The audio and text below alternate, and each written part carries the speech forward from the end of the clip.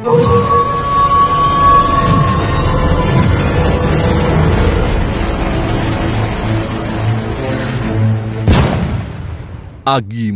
ni Paraon.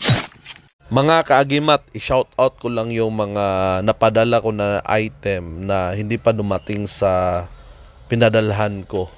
Kagaya ni Ayan Ray.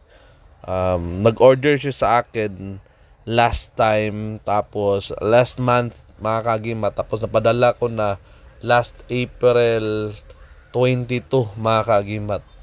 Tapos hindi pa dumating sa kanya. So nag-alala siya mga kaagimat, nag-message siya sa akin, tapos sinabihan ko siya na puntahan niya sa JNT. Dito ko sinabi mga kaagimat, pinost ko dito kasi hindi ko na siya na-message, tapos hindi na siya nag-reply. Ang nangyari, nag-message siya sa iba kong mga kaibigan ng mga vlogger. Baka akalain mga kaagimat na hindi ko pinadala sa kanya yung order niya. Gusto ko malaman yung mga kaagimat na lahat ng order sa akin, pinapadala ko talaga yan sa inyo. Hindi ko kayang mang-scam kasi abunda tong agimat sa akin. Walang rason kung bakit hindi ako magpadala sa inyo ng gamit. Advice ko lang doon sa nag-alala para makuha nyo yung items ninyo. I-search nyo yung resibo sa JNT na sinesend ko palagi.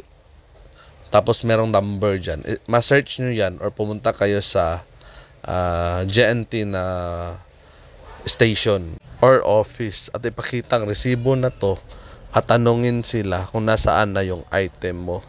I-share ko lang din tong mga message namin mga kaagimat na sure talaga na pinadala ko sa kanya yung item. Nag-send ako ng resibo, nag-reply siya ng full name, address niya. So sure na yun na napadala ko sa kanya. I-share ko din tong message niya sa mga kaibigan kong vlogger mga kaagimat.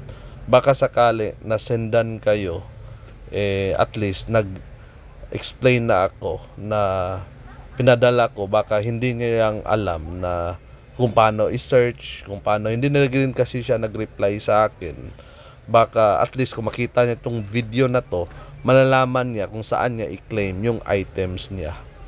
At magkaroon din kayo ng idea sa mga taong hindi pa nakapag-experience sa pag-order ng JNT or nakapag-order ng ibang mga vlogger na kung saan nyo i-claim, anong gamit ng resibo, gaano siya kaimportante, yung number, so saan nyo siya, ano yung dapat nyong gawin. Nag-explain na din ako sa mga kaibigan kong vlogger kung anong tunay na nangyari. Hopefully mga kaagimat, may natutunan kayo sa video na to. Ayaw ko ng scammer at hindi ako nag-i-scam. Marami pong salamat sa inyong panunood.